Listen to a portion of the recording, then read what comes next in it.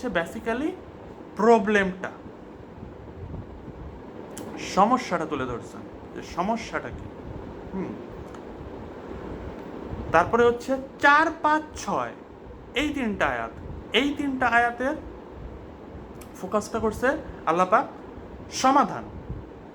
আর 7 আর 8 এই দুইটা আয়াত, মানে ঠিক 9 নম্বর আয়াতের আগের দুইটা আয়াত, এই দুইটাতে হচ্ছে যে আখিরাতে তোমাদের প্রতিদান কি থাকবে, এই যে তোমাদের স্বামী স্ত্রীর মধ্যে যে সম্পর্ক ডেভেলপ করতে হবে, এর প্রতিদানে তোমরা আখিরাতে কি পাবা, রাইট? মানে আখিরাতে পাওয়া বলতে হচ্ছে যে তোমরা যদি পারিবারিক সম্পর্ক, কনজুগাল লাইফ যদি ডেভেলপ করতে পারো, তাহলে অবশ্যই আখিরাতের দুইটা পার্ট, একটা জান্নাত, একটা জাহান্নাম। তো পারিবারিক সম্পর্ক ডেভেলপ করতে পারলে পাবা জান্নাত, আর পারিবারিক সম্পর্ক হাজব্যান্ড ওয়াইফের রিলেশন যদি ডেভেলপ করতে না পারো, তাকওয়া অর্জন করতে না পারো, দেন গো টু হেল। ঠিক আছে? এই দুইটা আয়াত হচ্ছে 7 আর 8। আর ঠিক ইমিডিয়েট যখন আল্লাহ পাক নির্দেশনা দিয়ে দিচ্ছেন যে পারিবারিক সম্পর্কতে যদি তাকওয়া অর্জিত না হয়, যদি সম্পর্কগুলো গুড না থাকে, দেন আখিরাতে তুমি জাহান্নামে যাবা, আর যদি সম্পর্ক ডেভেলপ করো দেন জান্নাতে যাবা। ঠিক ইমিডিয়েট এরপরেই 9 নম্বর আয়াত, যেখানে আল্লাহ পাক জিহাদের ডিক্লারেশন দিয়েছে যে কাফির আর মুনাফিকদের বিরুদ্ধে জিহাদ করো। ঠিক আছে? দেন 10, 11, 12 এই তিনটা আয়াত হচ্ছে এক্সাম্পল, প্রিভিয়াস এক্সাম্পল, প্রাক্তন নবীদের যারা আগমন করছিলেন তাদের জীবনী থেকে কিছু এক্সাম্পল তুলে ধরছেন। এই হচ্ছে সূরা আত-তাহরিম। নাও কাম টু দ্য পয়েন্ট। যে কারণে আমি বলি যে এই সূরাটা হচ্ছে পাজল মেলানো। ঠিক আছে? যে জীবনের পাজল মিলাইতে হবে। এই সূরাটা আমাকে জীবনের পাজল মিলাইতে শিখাইছে। এই সূরাটা আমার খুব অত্যন্ত প্রিয় একটা সূরা, ভেরি মাচ। মানে আমি এই সূরাটা যতবারই পড়ি আমি আসলে অ্যাস্টনিশড হয়ে যাই আল্লাহ পাকের মহিমা। আমি জীবনের পাজল মিলাইতে সক্ষম হই এই সূরাটা পড়লে। আসেন পাজল মিলাই জীবনের। আমাদের বর্তমান যুগে 3 ধরনের সমস্যা আছে, বা যদি আমি আরো সংক্ষেপে বলি 2 ধরনের সমস্যা আছে আমাদের বর্তমান যুগে, একদম ভেরি রিসেন্ট যদি আমি বলি। আমাদের বর্তমান সমাজ ব্যবস্থায়, হোল ওয়ার্ল্ড ব্যাপী, not only in Bangladesh, total world আমি যদি কল্পনা করি, টোটাল ওয়ার্ল্ডে বেসিক্যালি 2টা সমস্যা মানবজাতি জর্জরিত। একটা হচ্ছে পারিবারিক ক্রাইসিস, সেকেন্ড ওয়ান সামাজিক ক্রাইসিস। খুব প্রকট আকার ধারণ করছে বর্তমান পৃথিবীতে। প্রথমে বলি সামাজিক ক্রাইসিসটা আসলে কীরকম। পরিবারে আমি পরে আসতেছি, কারণ যেহেতু এই সূরাটা পরিবার রিলেটেড, সো আমি পরিবারটা সেকেন্ডে আনতেছি। প্রথমে আমি বলি যে আমাদের সামাজিক ক্রাইসিসটা আসলে কীরকম। সামাজিক ক্রাইসিস বলতে আমি মূলত বোঝাচ্ছি ধর্মীয় ক্রাইসিস। আমাদের বর্তমানে মুসলিম বিরোধী শত্রুর অভাব নাই। এরা চাচ্ছে মুসলিমদেরকে মানে পিষে ফেলতে এভরিহোয়ার। সারা পৃথিবীতে যদি আপনি তাকান, ফোকাস করেন, ইভেন বাংলাদেশের উপরেও যদি আপনি ফোকাস করেন, ইন্ডিয়ার উপরেও যদি ফোকাস করেন, এভরিহোয়ার মুসলমানদের উপরে একটা নির্যাতন চেপে আসতেছে, ধেয়ে আসতেছে মুসলমানদের উপর একটা অমানবিক নির্যাতন। চারদিক থেকে মুসলমানদেরকে ঘিরে ধরতেছে শত্রুরা, মুসলিম বিরোধী, মুসলিম বিদ্বেষী শত্রুদের অভাব নাই এখন। এটা একটা। আরেকটা যদি আমি বলি যে মুসলমানদের ভিতরেই ইন্টার কনফ্লিক্ট আছে, ভাগের অভাব নেই মুসলমানদের ভিতরে। 4টা মাযহাব ক্রিয়েট হয়ে গেছে, তারপরে শিয়া আছে, সুন্নি আছে, শিয়া সুন্নি কনফ্লিক্ট, 4 মাযহাবের কনফ্লিক্ট, তারপরে আলেম ওলামা ইকরামদের মধ্যে কনফ্লিক্ট। এই আলেম এক ধরনের কথা বলতেছে, এই আলেম আরেক ধরনের কথা বলতেছে, এই আলেম এই আলেমরে দেখতে পারে না, এই আলেম ওই আলেমরে দেখতে পারে না, এই মুফতি একটা বলতেছে তো ওই মুফতি আরেকটা বলতেছে। দে আর কনফিউজড অলওয়েজ, মারমার কাটকাট সিচুয়েশন মুসলমানদের ভিতরেও।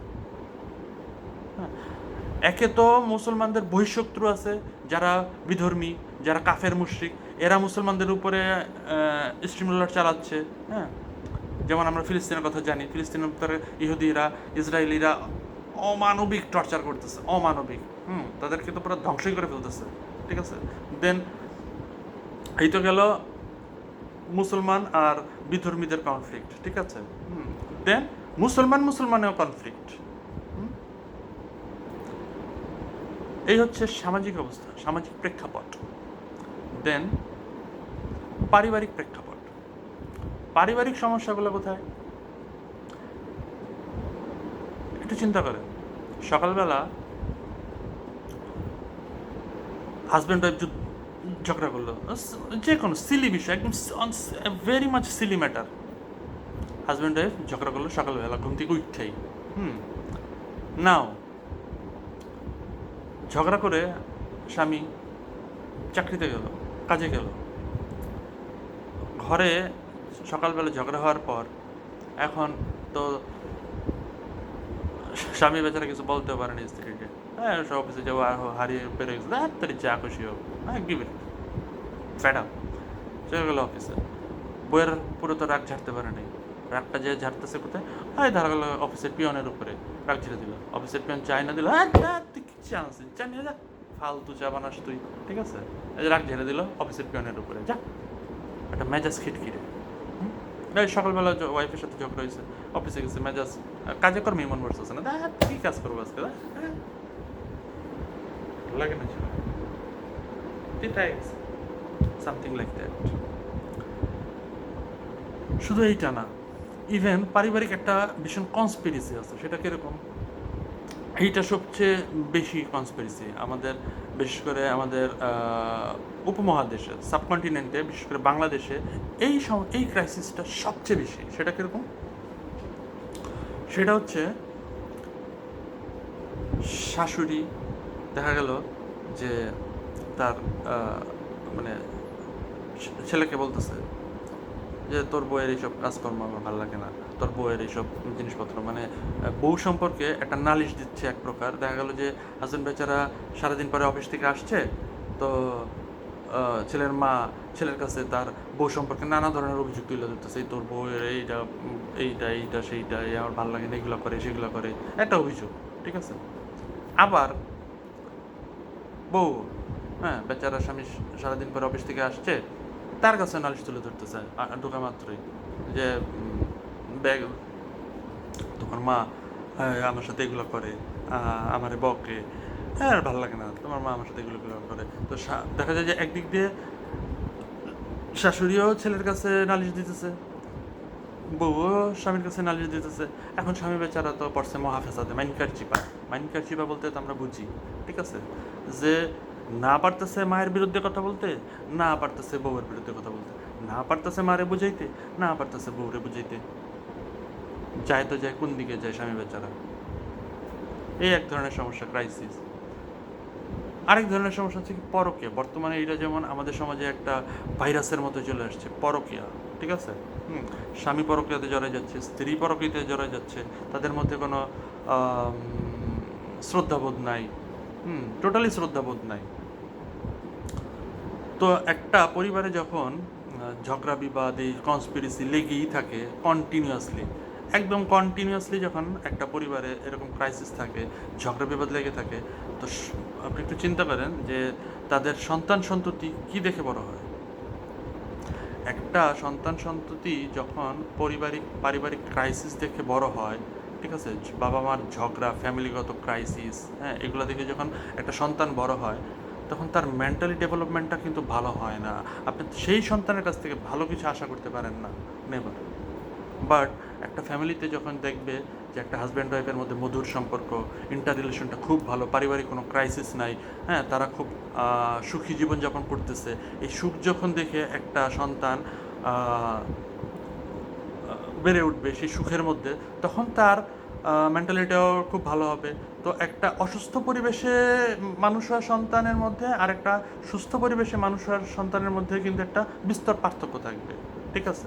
এই একটা ব্যাপার। এই হচ্ছে পারিবারিক ক্রাইসিসগুলো, খুব খুব ক্রিটিক্যাল, ঠিক আছে। দেখেন এই যে পারিবারিক ক্রাইসিসগুলো, এই পারিবারিক ক্রাইসিসে তিনটা জিনিস কাজ করে। একটা কি? হিংসা, রাইট, জেলাসি।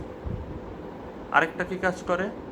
ফতনা, ফাসাদ, ঠিক আছে, ঝগড়া বিবাদ কাজ করে। থার্ড কি? গীবত। গীবতটা কীরকম? একটা ফ্যামিলির মধ্যে গীবত কি? ওই যে বললাম, ঠিক আছে, যে দেখা গেল যে আসলে তা না, ঠিক আছে, বাট বদনাম করতেছে, একজন আরেকজনের বদনাম করতেছে, ঠিক না?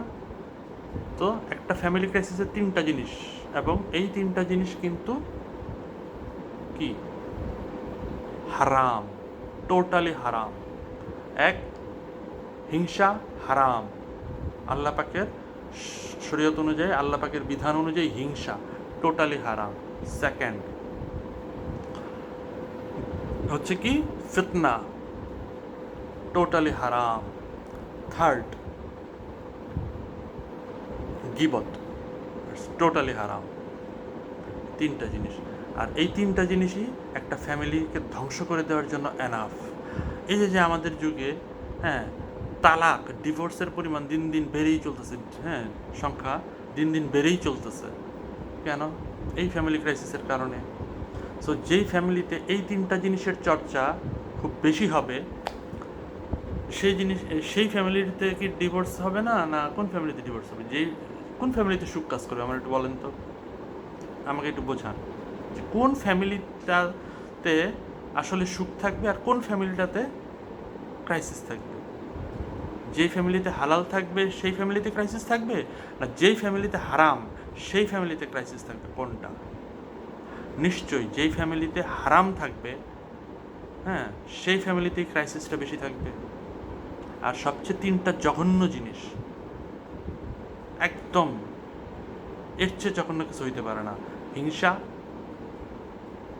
ফিতনা, গীবত। নাও, এই হচ্ছে আসলে মূল কনসেপ্ট সূরা আত-তাহরিম, এবং এর বিরুদ্ধেই 9 নম্বর আয়াতে সূরা আত-তাহরিমে আল্লাহ পাক বলতেছে জিহাদের কথা। এই হচ্ছে জিহাদ, যে তুমি তোমার ফ্যামিলির যে ক্রাইসিস সেইটার সাথে জিহাদ করো। কারণ তোমার ফ্যামিলিতে যে মুনাফিকি আচরণটা আছে, ঠিক আছে, হ্যাঁ, সেইটার বিরুদ্ধে যুদ্ধ করো। কারণ একটা মুসলিম যখন হারামের মধ্যে চলে যায়, ঠিক আছে, সে কি আদতে, ঠিক আছে, মুসলিম নর্মস মেনে চলে? যেটা আল্লাহ পাক ডাইরেক্ট নিষেধ করতেছে যে ইটস হারাম ফর ইউ, ঠিক আছে, যখন আপনি হারাম কাজে নিয়োজিত, তখন কি আপনি আর কোনোভাবেই, হ্যাঁ, মুসলিম নর্মসের মধ্যে থাকলেন? কখনোই না। তো আপনার নিজের সাথে জিহাদ করতে হবে, নট ঢাল তলোয়ার নিয়ে, নট পারমাণবিক বোম নিয়ে। আপনাকে আপনার ফ্যামিলিতে জিহাদ করতে হবে এই মুনাফিকি আচরণের সাথে, এই কাফিরির আচরণের সাথে। দেন আপনার ফ্যামিলি হবে সুখী ফ্যামিলি।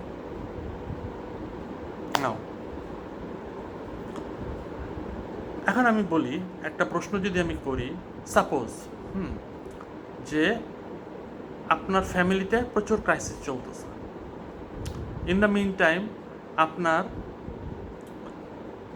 সমাজেও একটা ক্রাইসিস চলতেছে, আপনার জন্য সলিউশন কোনটা হবে? আগে পারিবারিক ক্রাইসিস মেটানো, না আগে সামাজিক ক্রাইসিস মেটানো? কোনটা? ওই যে প্রথমে আমি বললাম যে মদিনায় মহানবী সাল্লাল্লাহু আলাইহি ইসলামকে তো সব কিছু মেনটেন করতে হইতো, এবং মার কাট একটা সিচুয়েশন, অলওয়েজ যুদ্ধ লেগেই আছে, রক্তপাত লেগেই আছে, মক্কা বিটুইন মদিনা, রাইট? মহানবী সাল্লাল্লাহু আলাইহি ইসলামকে সেগুলো সামলাইতে হচ্ছে। ঠিক সেই সিচুয়েশনে যখন একটা ক্রাইসিস মুসলমানদের, ঠিক সেই সময় মহানবী সাল্লাল্লাহু আলাইহি ইসলামের পরিবারের মধ্যে একটা ক্রাইসিসের উদ্ভব হইল। এখন মহানবী সাল্লাল্লাহু আলাইহি ইসলামের উপর কোন দায়িত্বটাকে বদলাবে? যে তার ঘর আগে সামলাবেন, না তিনি ধর্ম সামলাবেন, না তিনি সমাজ সামলাবেন? কোনটা? Which one? ঘরে যদি শান্তি না থাকে, আপনি কি বাইরে শান্তি পাবেন? কখনো সম্ভব? কাজে মন বসবে? হ্যাঁ, তো ঘরে অশান্তি, বাইরের কাজে কি আর মন বসানো সম্ভব? যতই চেষ্টা করেন বাইরের কাজে, ঘরে অশান্তি থাকলে বাইরের কাজে কখনো মন বসবে না, নেভার, কখনো এটা সম্ভব না। বাইরে আপনি যেই কাজই করেন, একটা মাথার মধ্যে পেছনে ব্যাকগ্রাউন্ডে একটা জিনিস নক করতে থাকবে, ক্রাইসিস ক্রাইসিস ক্রাইসিস। আপনি কোনো কাজে মন বসাতে পারবেন না, শান্তি পাবেন না। না আপনি ঘরে শান্তি পাবেন, না আপনি বাইরে শান্তি পাবেন। কোথায় শান্তি পাবেন? কোথাও না। হরিবল সিচুয়েশন। এই সিচুয়েশন যখন মহানবী সাল্লাল্লাহু উপরে বর্তাইল যে উনি মক্কা মদিনার মুসলমানের কাফিরদের মধ্যে যে কনফ্লিক্ট সেইটা সামলাবেন, না পরিবারের যে বর্তমানে যে নতুন ক্রাইসিস আসলো সেইটা সামলাবেন? আপনি একটু চিন্তা করে দেখেন। সেই 1500 বছর আগে প্রায় অলমোস্ট কোরআন শরীফে এই আয়াত, এই সূরা নাজিল হয়েছে। আর বর্তমানে আফটার 1500 বছর পরে বর্তমান সমাজ ব্যবস্থাটাতে ক্রাইসিসটা দেখেন, একদম হুবহু সেম ক্রাইসিস। 1500 বছর, প্রায় আমি ধরলাম 1500 বছরই এক্সাক্ট তার না, প্রায় কম বেশি হবে। এই সময়ের টাইম ফ্রেমে বিশাল একটা গ্যাপ, বিশাল। এই গ্যাপে নবীজির আমলে নবীজি কোন ক্রাইসিসে পড়ছেন? সেই সময় সামাজিক ক্রাইসিস চলতেছে হোল মাদিনা মক্কায়। ইভেন নবীজির ঘরে পারিবারিক ক্রাইসিসের একটা উৎপত্তি হইল। আর নাও বর্তমানে এই আফটার 1500 বছর সেম ক্রাইসিস, পারিবারিক ক্রাইসিস চলতেছে হোল ওয়ার্ল্ড অলমোস্ট সব ফ্যামিলিতে একই সমস্যা। ঠিক আছে, এই স্বামী স্ত্রীর দ্বন্দ্ব, এই স্বামী স্ত্রীর ঝগড়া, এই ফ্যামিলি কনস্পাইরেসি। হ্যাঁ, ইভেন পাশাপাশি কী চলতেছে?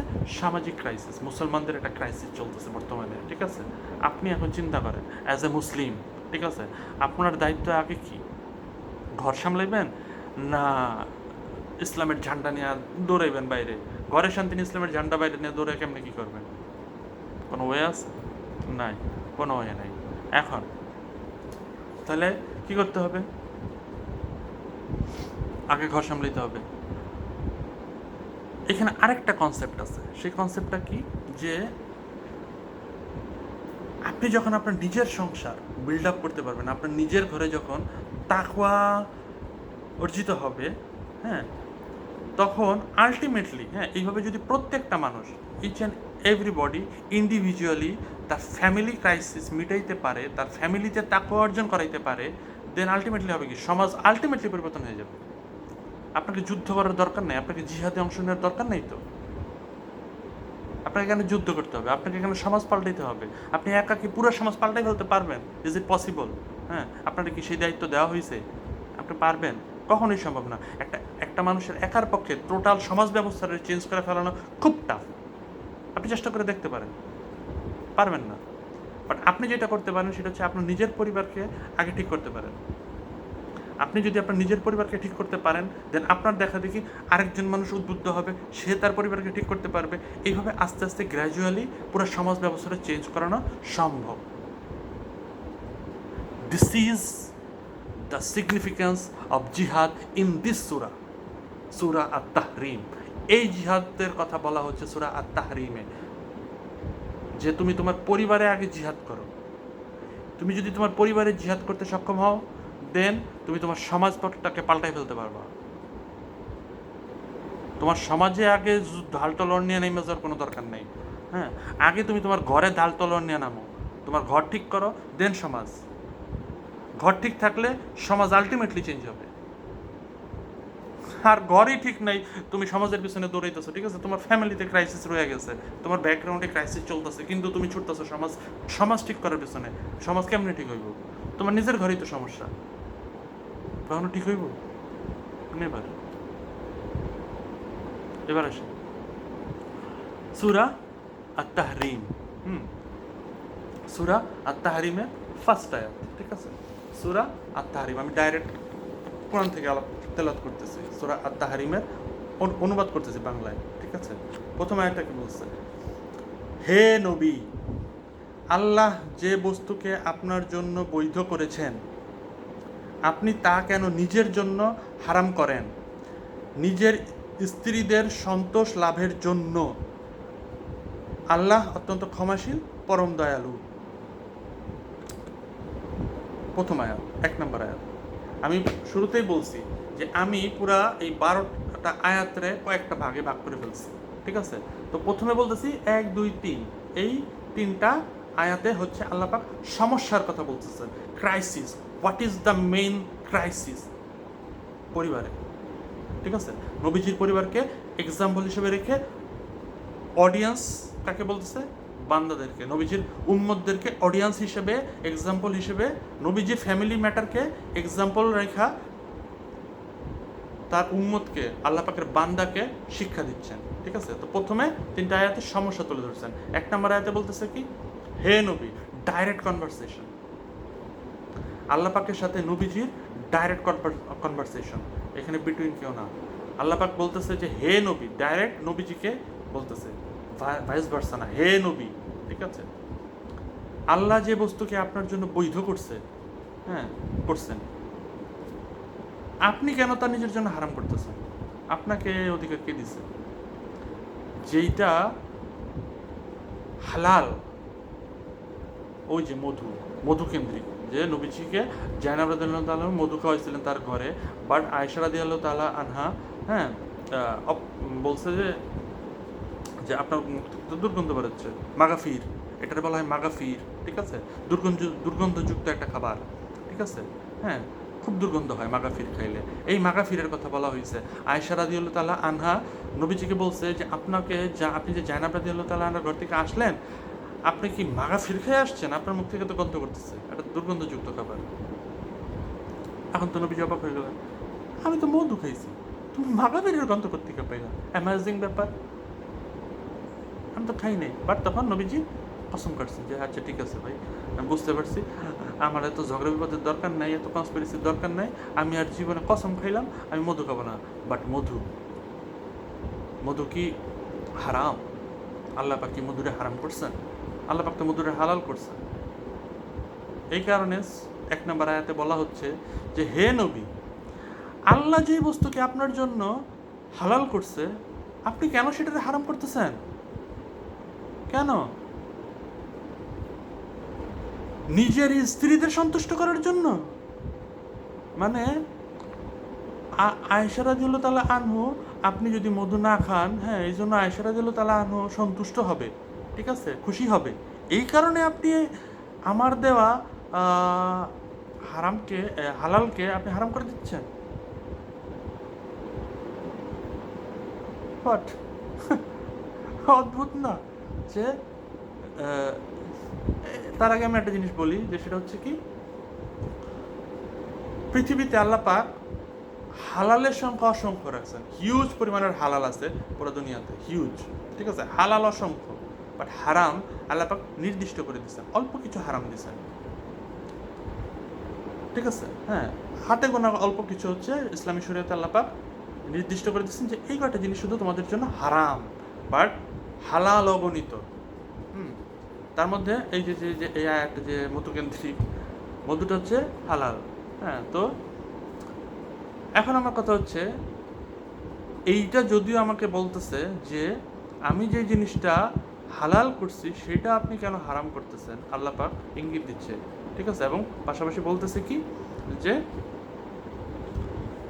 দ্যাট মিনস ওই যে আমি প্রথমে বলছি যে ডায়াবেটিক্স হইলে চিনি অ্যাভয়েড করেন, দেন আপনারা কী করতে হবে, আপনি তখন নিজেই বুঝে যাবেন যে আপনার কী খাইতে হবে, কী খাইতে হবে না, ঠিক আছে? তো যখন আল্লাহ পাক এই কথাটা বলতেছে যে আমি যা হালাল করছি, হ্যাঁ, আপনি নবী কেন তা হারাম করতেছেন? আমি যা হালাল করে দিছি আপনাদের জন্য, ঠিক আছে, আপনি সেটা করতে পারেন না আপনার স্ত্রীর সন্তুষ্টির জন্য, ঠিক আছে? পাশাপাশি তখন আমি কি বুঝতে পারি, যে তার মানে হচ্ছে যে আমার জন্য যা হালাল তা যেমন আমি নিজে হারাম করতে পারি না, হ্যাঁ, সেটা হোয়াট এভার যার সন্তুষ্টির জন্যই হোক, ঠিক তেমনি আমার জন্য যা হারাম তাকে আমি আমার ইচ্ছা মতো হালাল করে নিতে পারি না, ভাইস ভার্সা, ঠিক আছে? আল্লাহ পাক বলে দিচ্ছেন যে আমি যা হালাল করছি তুমি কিভাবে সেটাকে হারাম করে নাও তোমার স্ত্রীর সন্তুষ্টির জন্য। ঠিক পাশাপাশি তখন আমরা এটাও বুঝে ফেলতে পারি যে আল্লাহ পাক যেটারে হারাম করছেন সেটারেও আমি হালাল করে নিতে পারি না স্ত্রীর সন্তুষ্টির জন্য। দ্যাট মিনস আমি যদি বলি যে ওই যে হারাম, আমি কথা বলছি একটা ফ্যামিলিতে হারাম চলে কি, তিনটা হারাম, ঠিক আছে, আমি কি সেই তিনটারে আমার ফ্যামিলির জন্য হালাল করে ফেলতে পারি আমার স্ত্রীর সন্তুষ্টির জন্য? ধরেন একটা মানুষ দরিদ্র, কম স্যালারি পায়, এখন তার স্ত্রী যদি এসে তার সাথে খেটমেট করতে থাকে যে অমুকের স্ত্রীরে দেখলাম, যে অমুক ভাবিরে দেখলাম, আমাদের সময় অনেক সময় হয় না যে আরে বউ এসে তার হাজব্যান্ডে বলতেছে যে অমুক ভাবিরে দেখলাম, তার হাজব্যান্ড এটা কিনে দিচ্ছে সেটা কিনে দিচ্ছে, তুমি আমার জীবনে কি দিছো? তখন হাজব্যান্ড কী করে? বাধ্য হয় ঘুষ খাইতে, চুরি করতে। হ্যাঁ, এটাই তো চলতেছে আমাদের সমাজে, যে স্ত্রী এসে বায়না করে, হাজব্যান্ড বাধ্য হয় দিতে পারে না, পরে হাজব্যান্ড যে চুরি করে, ঘুষ খায়, রাইট? তাহলে কী হইল? হারাম করে ফেলাইল না? পুরো জীবনটার শেষ, টোটালি কেস, গন কেস, ঠিক না? কিসের জন্য? স্ত্রীর সন্তুষ্টির জন্য। This is the significance of this আয়াত। নাও কাম টু দ্য সেকেন্ড আয়াত। আল্লাহ পাক বলতেছে কি? আল্লাহ তোমাদের কসম থেকে মুক্তি লাভের ব্যবস্থা করলেন, তিনি বন্ধু, তিনি সর্বজ্ঞ, তিনি প্রজ্ঞাময়। কি বললেন? প্রথমে আয়াতে বলছিল যে হে নবী, আল্লাহ যে বস্তুকে আপনার জন্য বৈধ করেছেন, আপনি তা কেন নিজের জন্য হারাম করলেন? নিজের স্ত্রীর সন্তুষ্টির জন্য। আল্লাহ অত্যন্ত ক্ষমাশীল, পরম দয়ালু। এটা বলার পর আল্লাহ কিন্তু বলে দিচ্ছেন, কিন্তু আল্লাহ পাক পরম ক্ষমাশীল। ঠিক আছে, আপনি অন্যায় করছেন, বাট আমি আপনাকে ক্ষমা করে দিব বা ক্ষমা করে দিলাম। কারণ কি? আমি পরম ক্ষমাশীল, আমি পরম দয়ালু। ঠিক আছে? সো আল্লাহ পাক বলছেন আপনি অপরাধ করছেন, ওকে ফাইন, ঠিক আছে, আপনার দ্বারা অপরাধ হইতেই পারে, ঠিক আছে, আপনি গুনাহ করতেই পারেন। দ্যাট মিনস নবীকে দিয়ে আসলে, নবী কি আসলে অপরাধ করতে পারে? নবী তো পুত পবিত্র। তাহলে এখানে কাদের অপরাধ করার ইঙ্গিত করতেছে? বেসিক্যালি নবীদের দেখায় কার উপরে ইঙ্গিত করছে আল্লাহ বলেন তো? কারণ আমরা জানি নবীজি হচ্ছে সবচেয়ে পরম পবিত্র একজন জিনিস, যার জীবনে কোনো গুনাহ নাই। ঠিক আছে? নবী কি গুনাহ করতে পারে? কখনোই পারে না। গুনাহ করে কারা? আমরা আমরা আল্লাহর পাপী বান্দারা গুনাহ করি। আল্লাহ আমাদের উপর ইঙ্গিত করছে, ঠিক আছে, যে বান্দা তুমি এই জাতীয় গুনাহ যদি করো, বাট তুমি যদি ক্ষমা চাও, আমি তোমার ক্ষমা করে দিব, কারণ আমি পরম দয়ালু, পরম করুণাময়, পরম ক্ষমাশীল। এই কথাটাই অ্যাড করে দিচ্ছে যে দেখো যে আল্লাহ অত্যন্ত ক্ষমাশীল, আল্লাহ খুবই ক্ষমাশীল। ঠিক আছে, ভুল করছো, তোমাদের ফ্যামিলি ম্যাটার আছে, ক্রাইসিস আছে, বাট আমি ক্ষমাশীল, অত্যন্ত ক্ষমাশীল। তুমি ক্ষমা চাও, আমি ক্ষমা করে দিব। Fine, right. এবার আসুন 2 নম্বরে কি বলতেছে? আল্লাহ তোমাদের কসম থেকে মুক্তি লাভের ব্যবস্থা করছে। কসম থেকে, ওই যে নবীজি কসম কাটছে, যে আমরা অনেক সময় আমাদের জীবনে কসম কাটি না, কসম কাটলাম আমি, ধরেন স্ত্রী এসে বললো, ঠিক আছে, যে এই করছো তুমি, ঠিক আছে, এগুলো তো আমার সাথে ভালো লাগে না, ঠিক আছে, তুমি এগুলো কেন করো? তখন আমরা কসম করি না, আল্লাহর কসম, হ্যাঁ, এই যে তোমার আমি ছুঁইয়া বললাম, কথা দিলাম, প্রমিস, আমি আর এটা করবো না। ঠিক আছে, আমরা বলি না স্ত্রীর গায়ে কসম, ছুঁয়া, এই যে তোমার আমি ছুঁয়া। স্ত্রীও বলে যে আমার ছুঁয়া কথা দাও, ঠিক আছে, তুমি আর এগুলো করবা না। তখন হাজব্যান্ডও বাধ্য হয় ছুঁয়া কথা দেয়, ওকে ফাইন, তোমার ছুঁয়া আমি কথা দিলাম, আমি আর জীবনে এগুলো করবো না। কসম, ঠিক আছে, এই কসমের কথাই বলতেছে 2 নম্বর আয়াতে। কি বলতেছে? যে আল্লাহ তোমাদের কসম থেকে মুক্তি লাভের ব্যবস্থাও করছে। তোমরা কসম কাটছো, ওই যে নবীজি কসম কাটছে যে আমি আর জীবনে মধু খাবো না। আল্লাহ পাক বলছে যে ঠিক আছে নবী, আপনি কসম কাটছেন, বাট এই কসম থেকে আপনাকে রিলিফ দেওয়ার জন্য, আপনাকে মুক্তি দেওয়ার জন্য আপনি মধু খান। ওটা তো হালাল, ওইটা কেন আপনি হারাম করতেছেন? ওয়াই? আপনি মধু খান, এটা ইটস হালাল ফর ইউ। ঠিক আছে? সো বলছে যে আপনাকে কসম, আপনি যে কসম করছেন, ডোন্ট ওয়ারি, আমি এই কসম কেটে দেওয়ার ব্যবস্থা করছি। ঠিক আছে, ফাইন, ওকে। সো আল্লাহ তোমাদের কসম থেকে মুক্তি লাভের ব্যবস্থা করলেন, তিনি বন্ধু, তিনি বন্ধু। ঠিক আছে, নবীজির বন্ধু, নবীজির আল্লাহর হাবিব, প্রিয় হাবিব, বন্ধু। ঠিক আছে, আল্লাহ পাক বলছে কি নবীকে? হাবিব, তার প্রিয় হাবিব, তার বন্ধু। এই আয়াতে চলে আসছে, দেখেন। সো আমি এই আয়াতের মাধ্যমে বুঝতে পারি যে আমাদের মহানবী সাল্লাল্লাহু আলাইহি ওয়াসাল্লাম ছিলেন আল্লাহ পাকের প্রিয় হাবিব, আল্লাহ পাকের প্রিয় বন্ধু। ঠিক আছে, সো এখানে কি বলছে? তিনি বন্ধু, তিনি সর্বজ্ঞ, প্রজ্ঞাময়। ঠিক আছে, এই গেল 2 নম্বর আয়াত। এবার আসি 3 নম্বর আয়াতে কি বলতেছে?